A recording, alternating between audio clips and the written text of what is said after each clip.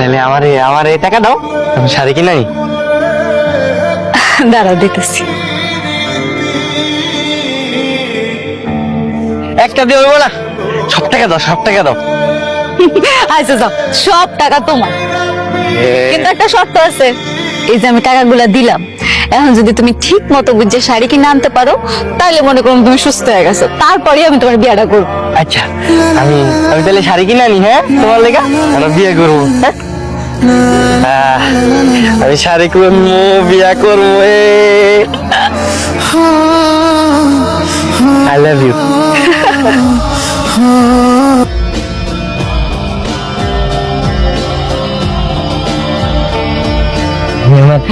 I love you লেগে শাড়ি কিনছি, লাল শাড়ি। আই লাভ ইউ, তোমার আমি বিয়ে করবো।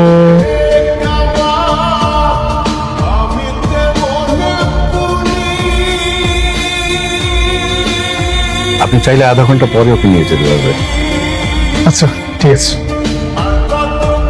কিরে এত বেলা পড়ে পড়ে ঘুমাইতেছিস কেন? হ্যাঁ, ওঠ।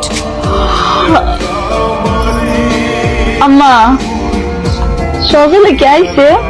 ওরে তো কালকে রাত থেকে দিন। কি কও, এখন আয় নাই? আমি জোরে টাকা দিলাম, ও কইলো আমার লেগে শাড়ি কিনে আনবো। কি বলি? ওরে তুই টাকা দিছস? পাগলের কত কোনো দাম আছে? হ্যাঁ, তোর কাছ থেকে টাকা পেয়েছে, চলে গেছে, শেষ। পুরো টাকা আছে। শোন, কাঠের পুতুল আছে না, টাকা দেখলে হয়ে যায়, কিন্তু আস্ত একটা মানুষ ওর জীবনে এমনি কেউ ওর হাতে টাকা দিছে? দেয় নাই তো, তুই দিছস। টাকা পাইছে, একটা টাকা শহর থেকে চলে গেছে। উদ্দায়ী রেনে চিন্তা করতেছে।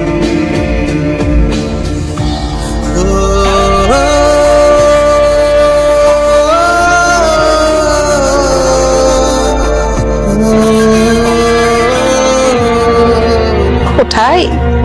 আম্মা তোমারে আমি কতবার কইছি যে আমি বিয়া করবো না, বুঝো না তুমি? ওই কি কইলি? কানের নিচে শাটাই একটা মারবো। কেন বিয়ে করবি না কেন? ও পাগলের লিগা, পাগলের আশায় আসোস না? জিওরের টাকা দিছস না? তোর কি মনে করছো যে জিন্দেগিতে ফেরত আসবো? আবার যদি ফেরত আসেও, আমি পয়সা থাকতে তোরে বিয়া হইতে দিব না, শেষ কথা। আমিও দেখবো তুমি সাম্পিরের লগে আমার কেমনে বিয়া। ভাই আসেন, আমার আই লাভ ইউর বাড়ি এইদিকে, ওইখানে থাক।